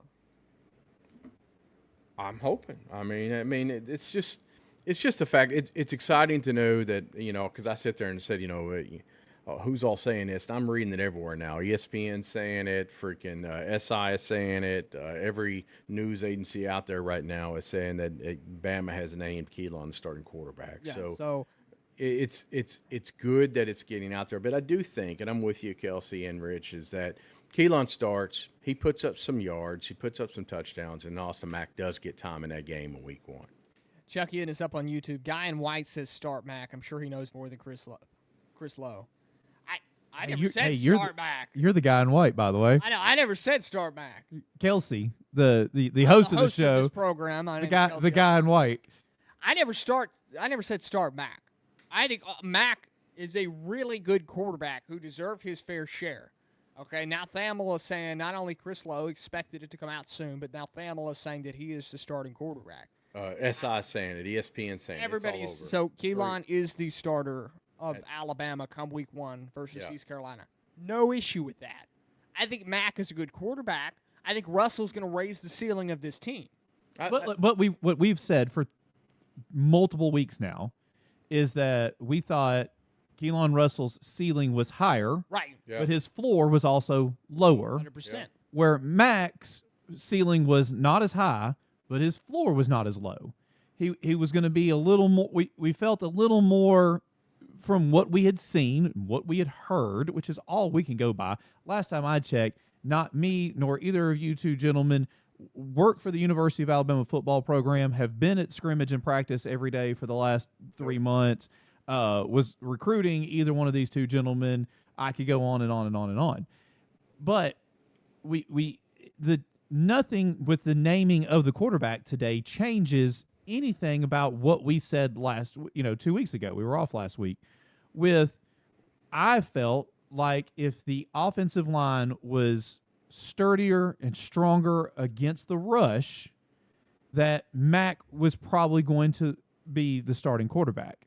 And if they felt like they needed a little more mobility and a little more get out of the way, that it would be Russell would be named the starting quarterback. So I bring forth the question now that the announcement has been officially made by pretty much everybody who gets paid more than me in sports to do this sort of thing, that it is Russell. Is that because Russell was just by far option A, he was just by far the better quarterback? Yeah. Which, if that's the case, why did it take so daggum long to name him? Yeah. B, he was the one that took the locker room. Well, yeah. Or C, this offensive line is terrible, and we need somebody who can run for their life. Or there's also another option that I think involves the offensive line.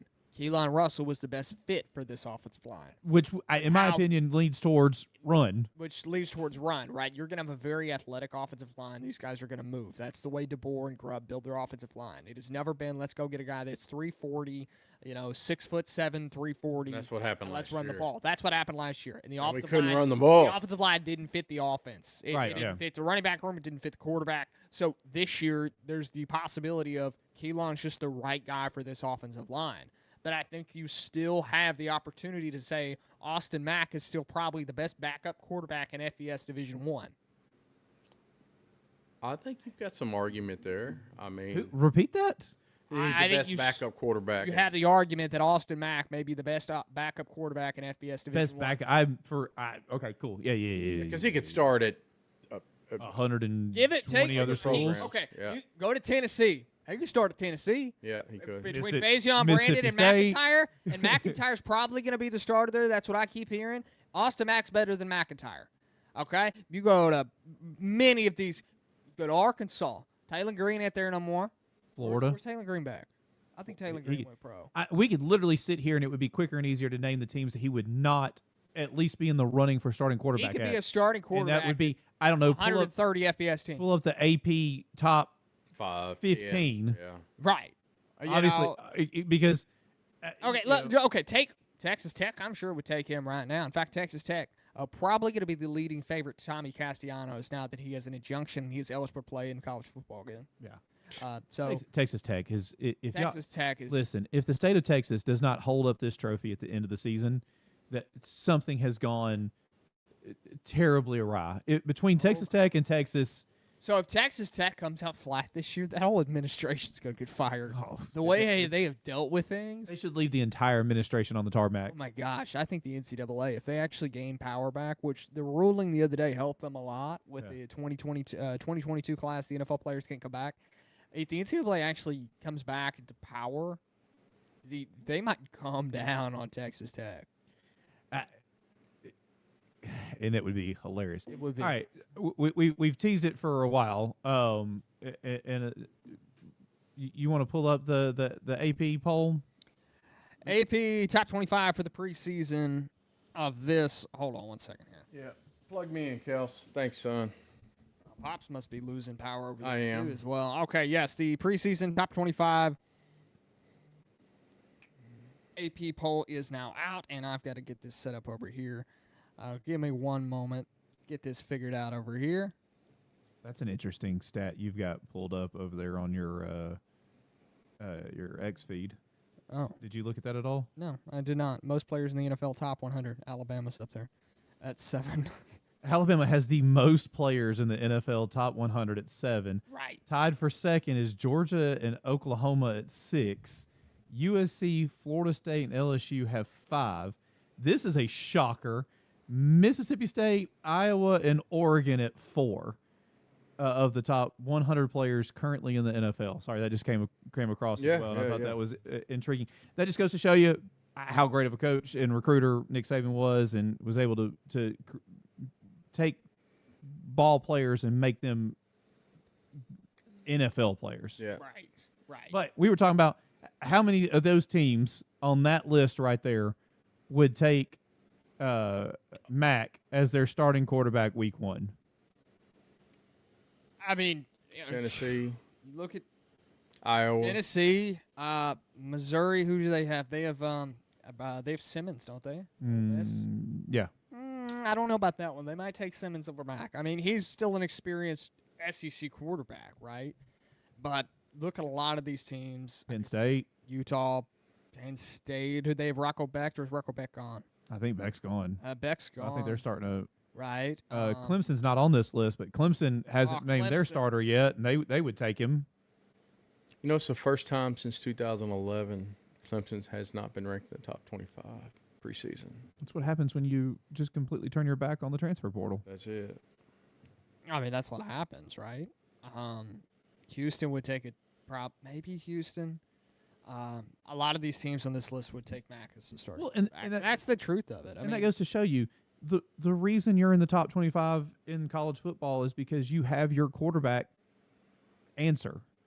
The top 6 solid quarterbacks. Number 9, solid quarterback. 10, solid quarterback.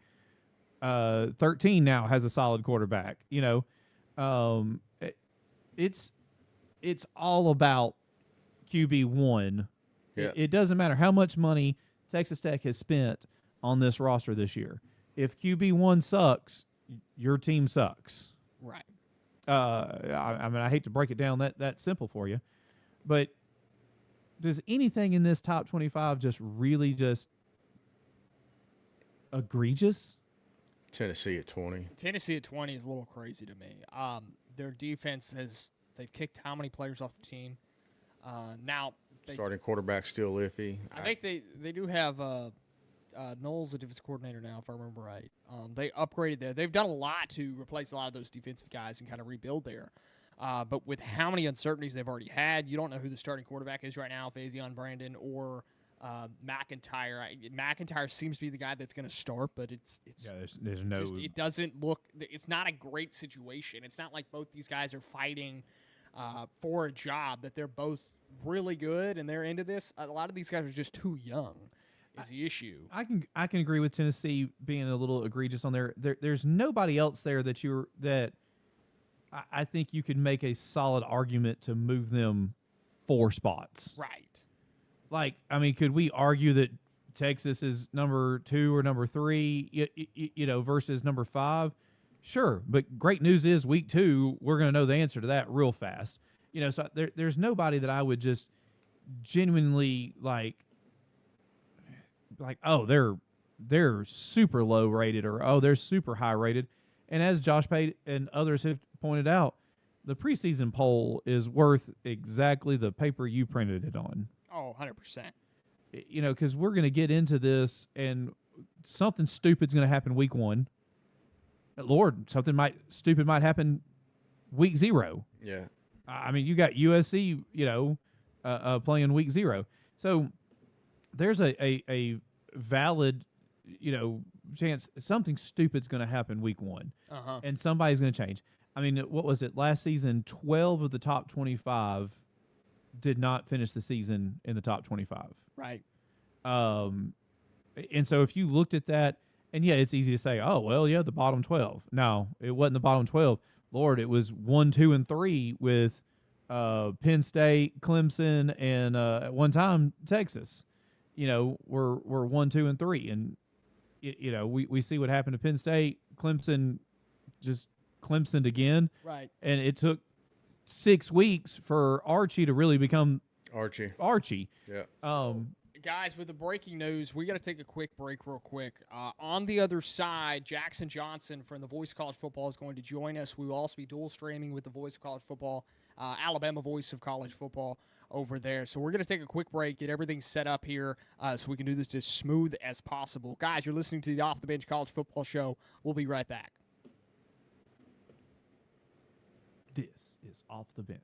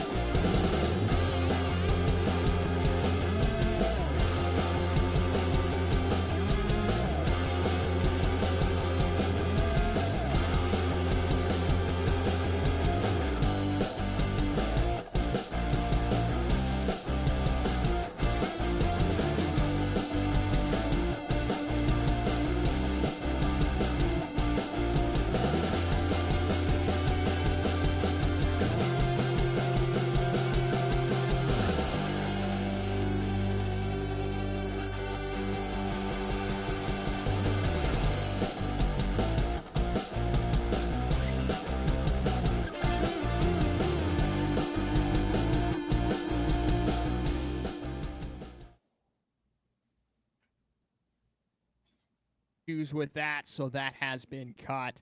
But we have some development breaking news out of the University of Alabama. Jackson Johnson joins us from the Alabama Voice of College Football. Jackson, this is big-time news. Yeah. Keelon is now the starter of the University of Alabama. Yeah, I mean, it was not really a matter of if, but when we were going to see Keelon Russell become the starting quarterback for the Alabama Crimson Tide, honestly. Because, I mean, like, it was either going to be this Saturday, tomorrow, or sometime next week. But we were going to find out when the starting quarterback decision was made. And this morning, we found out who was going to be our starting quarterback for the Alabama Crimson Tide. And that man's name is, of course, Keelon Russell. I mean, big time for Alabama. But, you know, we were just discussing this, you know, over the course of the first 5 games. Those are the games where we really have to define what Alabama football is going to do this year. You have to go 5-0 during that stretch because there's just too much suffocating, too much room in this SEC. There's so many teams going after that 10th win, you know, or 11th win, whatever has you, right? But there's going to be teams that hit that 8-4 stretch, that hit that 7-5 stretch. There's not enough wins to go around in the SEC.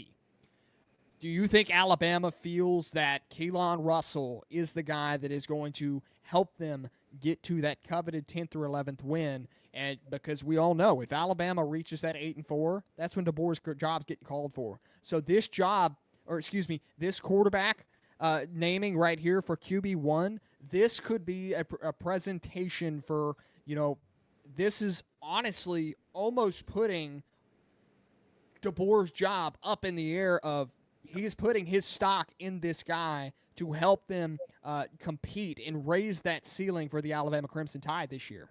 Absolutely, Keelon Russell is that guy that can get Alabama over that 10th win season. Like they're gonna have way more than 8-9 wins. Like, you know, that was the thing when Kalen DeBoer made his decision was, okay, who's gonna give me the best chance to win now and next year?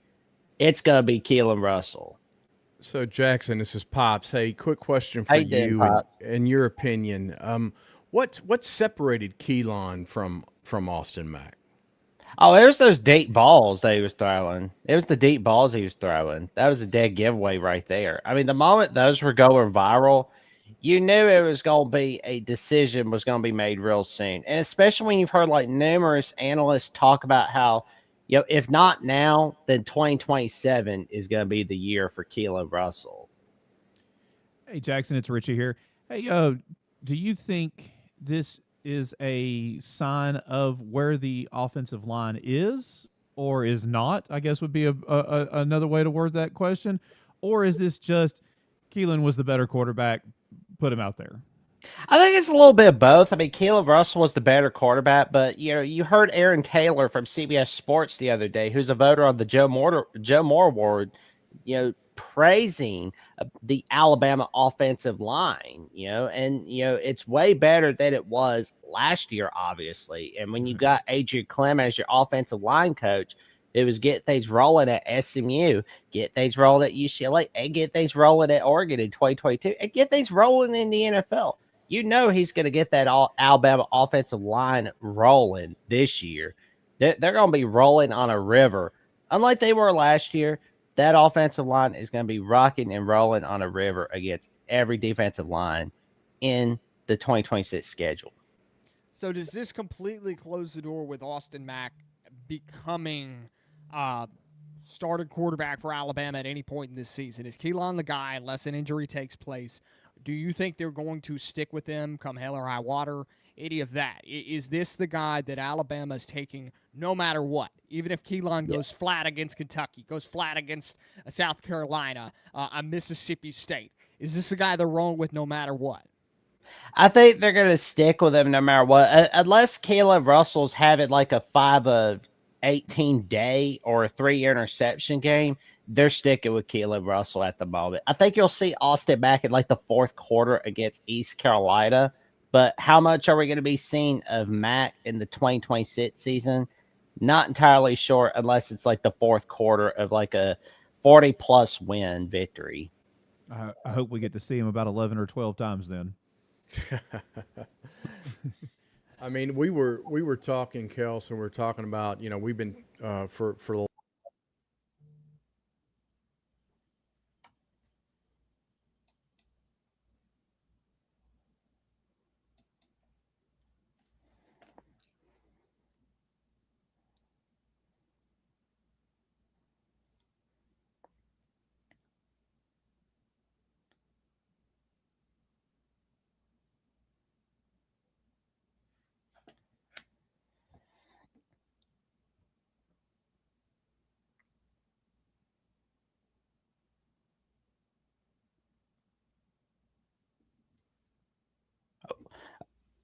I couldn't hear the sound. Uh-oh. take me out. Trying to get. Do you hear us now, Jackson? Loud and clear. There we go. Okay, yeah. We have a certain issue that we're going to have to take care of there because I tried something out and that didn't work. Pops, you can go ahead and re-ask your question. It's okay. Hey, Jackson, can you hear me now? Loud and clear. Okay, so, yeah, my question was this. I mean, so now you've got Keelon Russell as a starting quarterback probably for the next 2 years. I mean, that's the exciting part about it. And then you've got these great quarterbacks behind him with the recruiting classes. You got Seaborn, you've got Elijah Haven. Everybody's talking about. So I mean, is Alabama? Are they quarterback U coming in? And with all this talent that's there, is Austin Mack the best backup quarterback in college football? I would say so, yeah. But if you're seeing Mack leave for the portal for 2027, I think a lot of teams are definitely going to be wanting him, particularly 10 teams in the Big 10, Big 12, ACC. Few teams in the ACC, somebody's going to be wanting Austin Mack on their roster. I mean, we were just talking about the possibility. I mean, we look at teams, we're looking at the preseason top 25 AP poll. We were looking at teams specifically like Tennessee with Fazian Brandon and McIntyre fighting it out. They will obviously take an Austin Mack. If things didn't work out with one of those quarterbacks this year, Austin Mack could head north, which a lot of people hate because, of course, it's Knoxville. And to that point as well, we also talked about Penn State possibly being in the market next year for a quarterback. There's going to be a lot of teams that are going to be in the market for a quarterback next year. So, Austin Mack, that's what unfortunately comes with this is it's – Or y'all were talking earlier. How much eligibility does Austin Mack have? Is he a junior or senior under these rules? I would say he's a junior at the moment.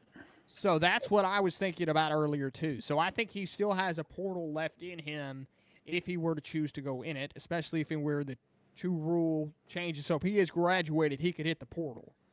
Mm-hmm. Because I think that unless that. So many things here with the new rule changes in college football. It's all a bit confusing until we get Yeah, he's a redshirt junior, so no worries there. Okay, so he still has 1 more year. So, I mean, we were talking about earlier possibility of him moving on to Tennessee or Penn State or a team like that come next year that is in need of a quarterback. Maybe an Ole Miss with Trinidad Chambliss, but they do have Deuce Knight behind him.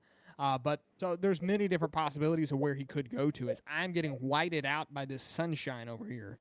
He did redshirt, but he is currently classified as a senior. So I think it would look like he would after this season still have possibly 1 season left. Okay. If the $5 foot long rule passes. I mean, who knows if Congress decides to step up and do anything, and or the NCAA finally finds their bite to go with their bark and do anything.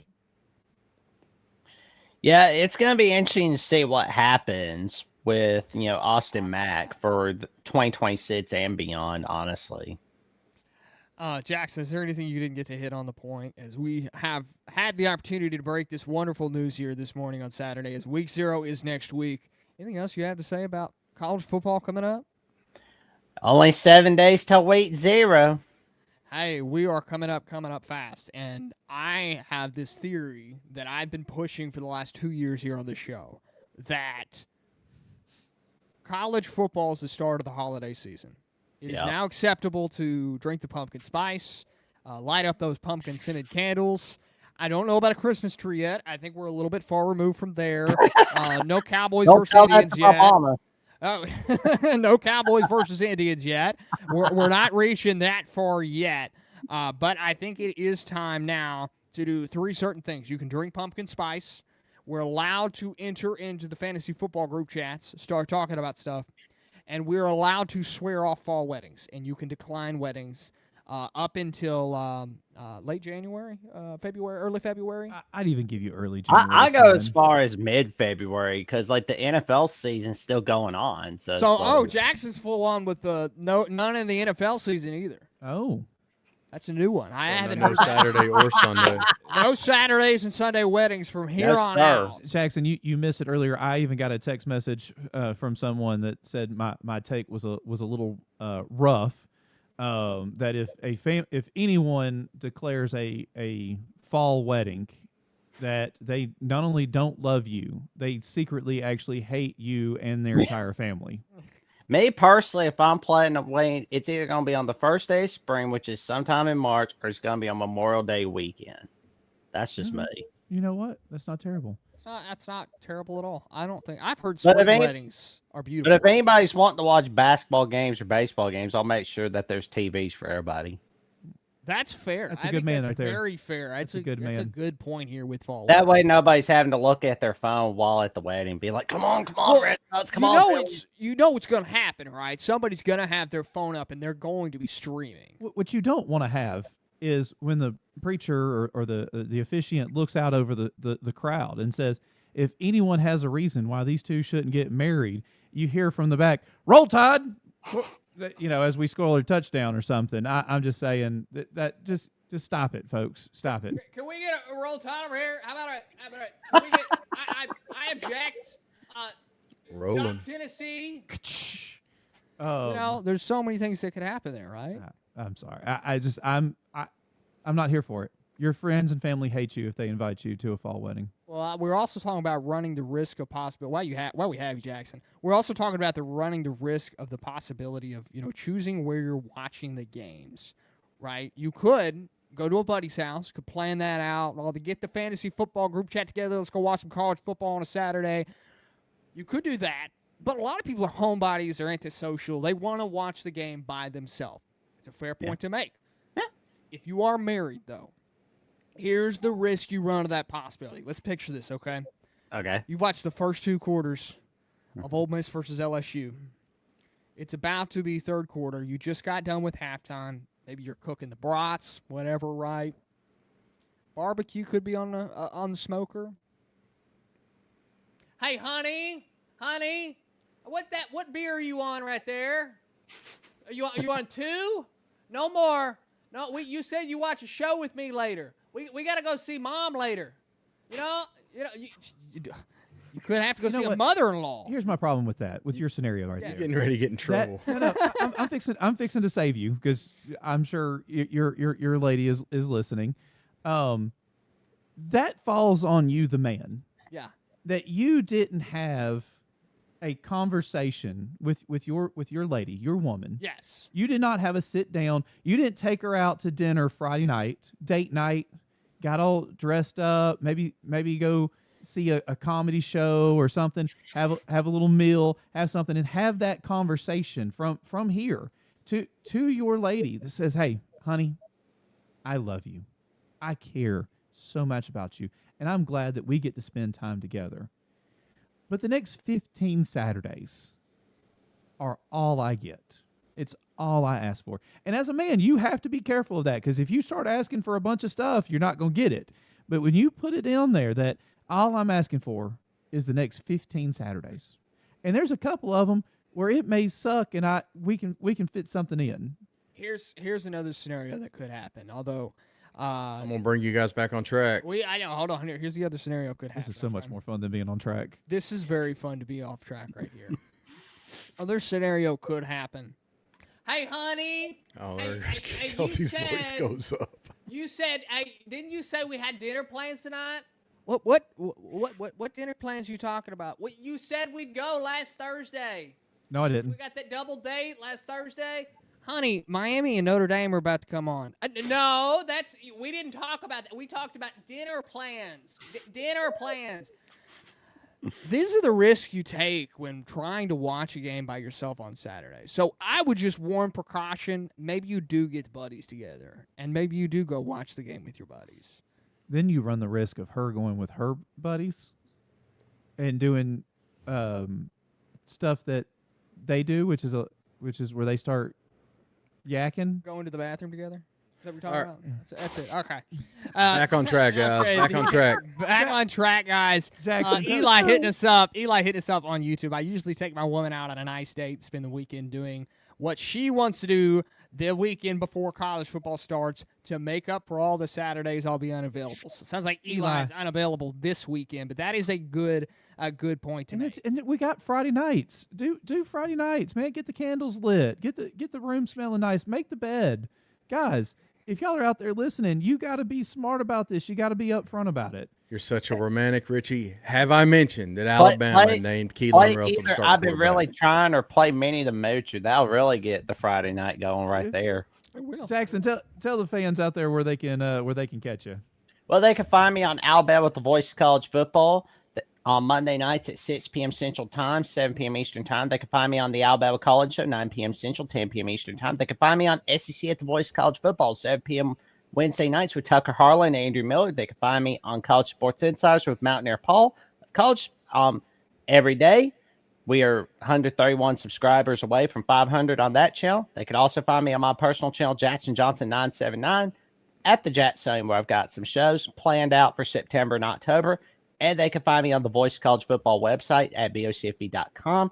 And for more updates, what I've got going on in my world, check me out, Jackson BOCFB on /Twitter and on Instagram and Threads at Jackson Johnson 543908.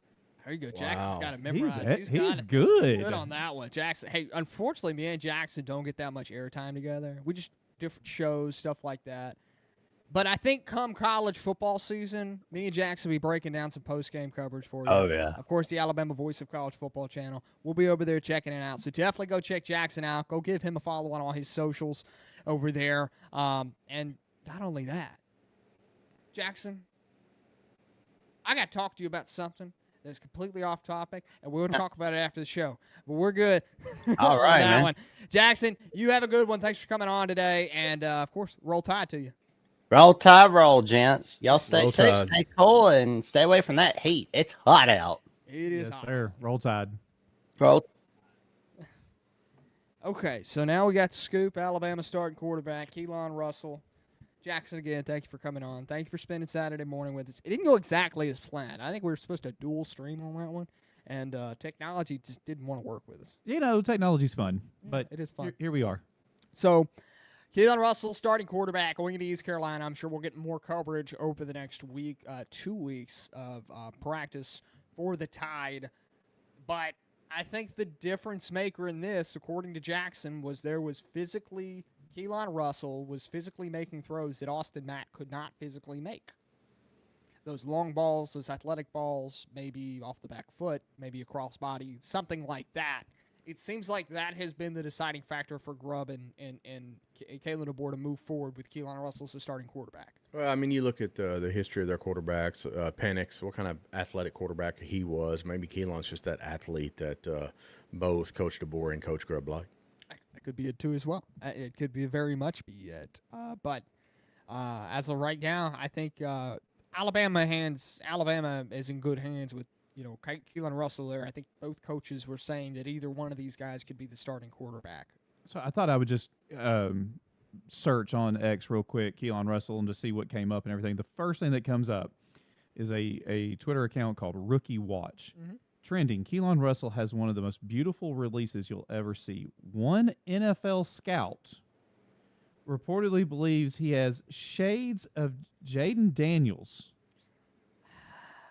And Russell is reportedly, quote, pulling away in the Alabama QB1 battle. That was 3 days ago. As long as, he's not using number 5 for Jaden Daniels. I think he'll be all right. Okay, right? As long as you don't use Jaden Daniels as number 5. And we didn't talk about that, but the fact that Ticketmaster removed the option to buy 5 tickets from their website. They don't have a 5-yard line anymore. It's a 6 3/4, I'm pretty sure.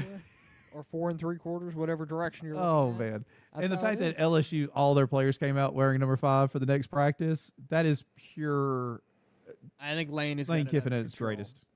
Pops, have we satisfied you with the amount of quarterback talk we talked? Yes, for sure. You get the biggest news of the year so far for Alabama football, and we were talking about Dan Mullen's salary. We did. We went to a lot of directions today. It's what happens when we don't have commercial breaks, and we kind of just roll on through. But that is how it goes here on the Off the Bench College Football Show. Guys, of course, next week, Week 0, we'll be live from the Angel Share Garage Bar, and it'll just be me and co-host Richie over here. Yep. Maybe we will get some other people on, have some guests. Week 1, we will see what happens. Pops, see you in 2 weeks, right? Yep. 2 weeks for Pops, Week 1? Week 1. There's talk about maybe going to ECU game.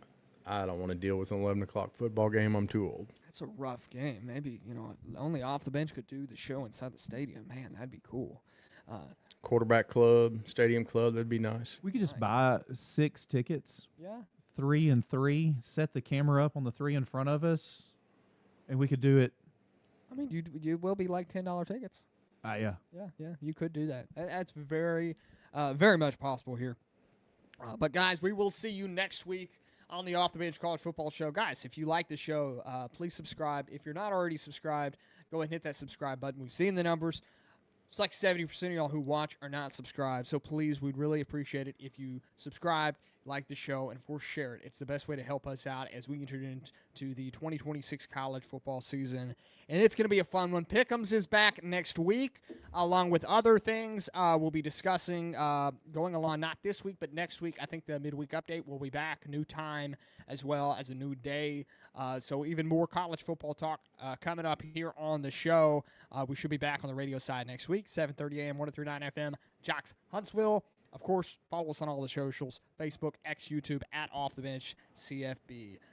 Guys, if of course, any news breaking, you'll hear it from us on Off the Bench. Go to our X or Facebook, and you will get it from there. But the best way to stay up to date, of course, subscribe. Turn on notifications on the YouTube side as well. Guys, we will see y'all next week. This has been the Off the Bench College Football Show.